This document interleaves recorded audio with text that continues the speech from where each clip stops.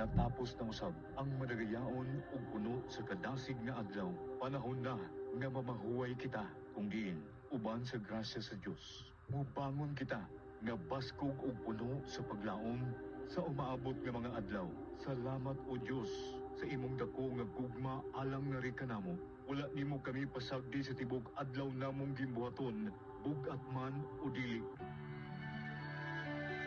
Pasilua kami sa among mga kalapasan ug tudloi kami makapadayon sa among tinguha nga masigbisyo sa tanan nga walay gipangayong balos. Hikapa ang mga balatian sa mga nag-antos, gumikan sa wala damang kahigayunan ug patagamtama sa tinuod nga kalipay ang mga nagbangutan. Hinaot nga bubuan mo kami sa tim-os mong gugma ug di mapugnang panalangin. Samtang kami nagtinabangay ug nagkahiusa para sa kaayuhan sa nasud.